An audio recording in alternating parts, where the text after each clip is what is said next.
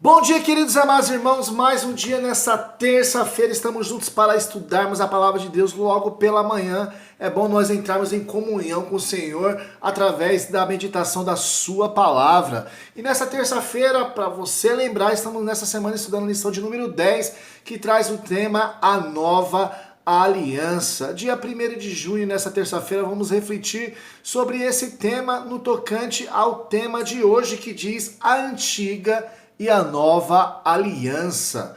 Qual é a relação que existe entre a antiga e a nova aliança? Será que uma é mais importante do que a outra? Será que elas são distintas ou será que ela é a mesma aliança? O verso para memorizar encontra-se ali no livro de Jeremias, no capítulo 31, no verso 31, que diz assim: Eis aí vem dias, diz o Senhor, em que firmarei nova aliança com a casa de Israel e com a casa de Judá. Deus aqui reafirmando a sua aliança com o seu povo, tanto na antiga como na nova aliança.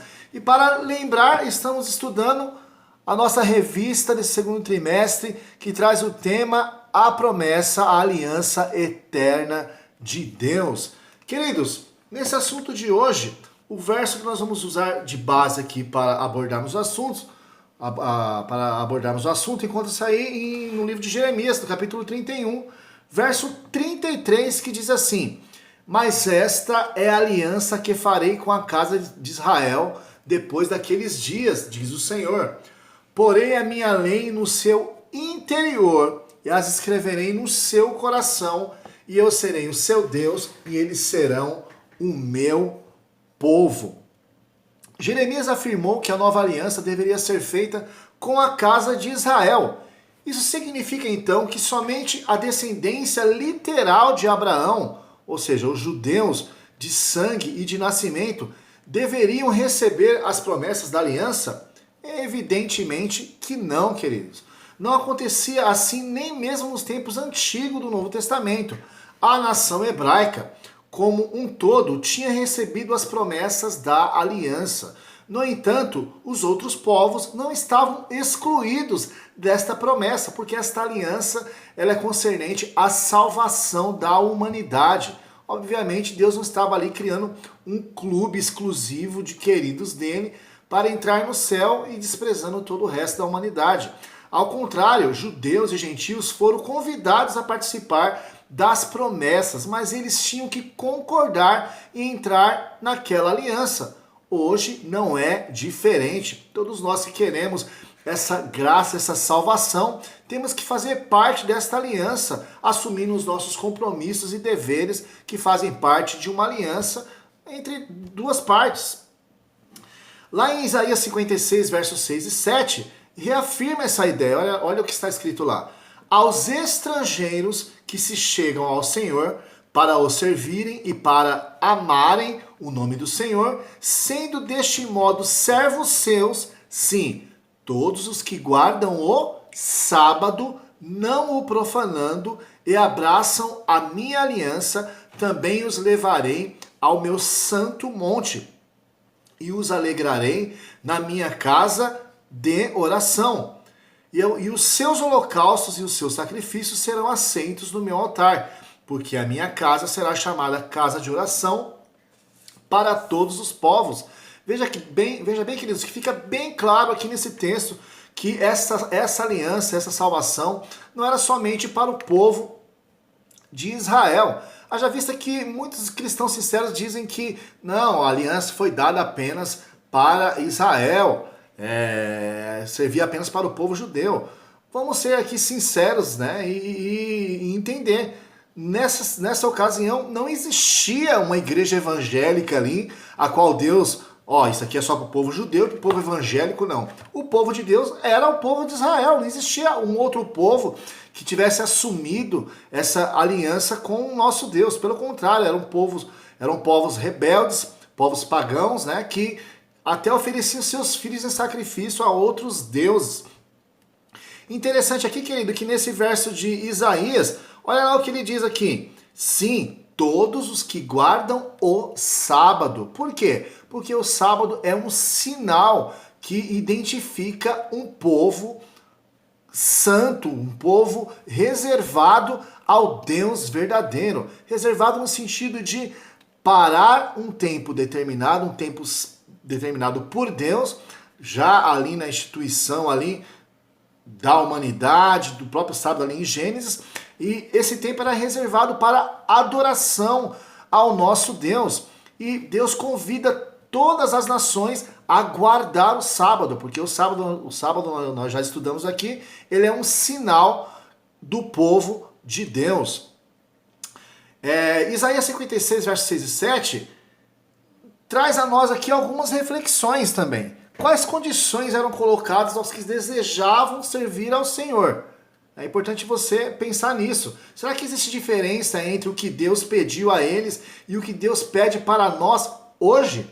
Embora a nova aliança seja chamada de superior, não há diferença nos fundamentos da antiga e da nova aliança.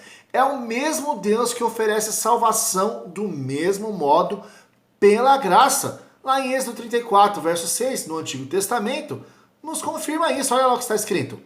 Passando, pois, o Senhor perante ele, clamou: o Senhor Deus, misericordioso e piedoso, tardio em irar-se e grande em beneficência e verdade. Veja que Deus aqui se manifestando como um Deus misericordioso, sinal da sua graça, do seu favor a um povo pecador, a um povo que muitas vezes foi rebelde aos seus mandamentos.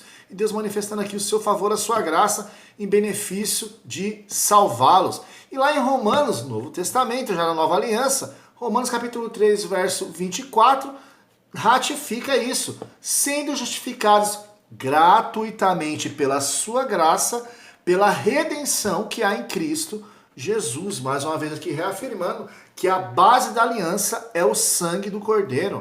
É o mesmo que busca um povo que, pela fé, reivindique suas promessas de perdão. O mesmo que busca escrever a lei no coração dos que lhe obedecem em uma relação de fé. Seja judeus, seja gentios, não importa. Deus tem o interesse de salvar toda a humanidade. No Novo Testamento, quando os judeus aceitavam a eleição da graça, recebiam Jesus Cristo e seu Evangelho. Por algum tempo eles foram o coração da igreja, um remanescente segundo a eleição da graça, como reafirma ali em Romanos 11, verso 5, em contraste com os que foram endurecidos. Ao mesmo tempo, os gentios que anteriormente não criam, aceitaram o Evangelho e foram enxertados no verdadeiro povo de Deus, não importando o povo nem a etnia a que pertenciam. Portanto, gentios que naquele tempo estavam sem Cristo, separados da comunidade de Israel e estranhos às alianças da promessa, foram aproximados no sangue de Cristo.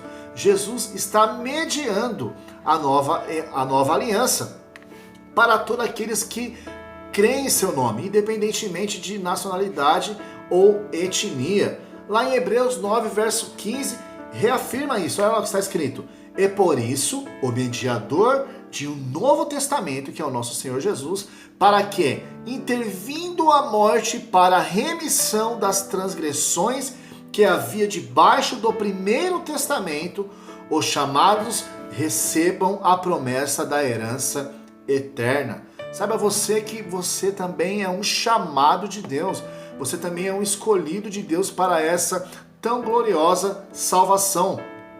Deus tem o interesse de que você faça parte desta aliança, de que você tenha um relacionamento com o nosso Criador. O Senhor Jesus, Ele ama você, tem um interesse na sua vida eterna e nesse dia Ele está ao seu lado, cuidando, protegendo a sua vida. E o Senhor Jesus tem o interesse principalmente de um dia morar ao seu lado eternamente na sua presença. Tenha um dia abençoado, queridos e amados irmãos, na presença de Deus. Tenha um dia na presença e na companhia do Senhor, para que tudo vá bem em sua vida. Fique com Deus, um forte abraço e tchau!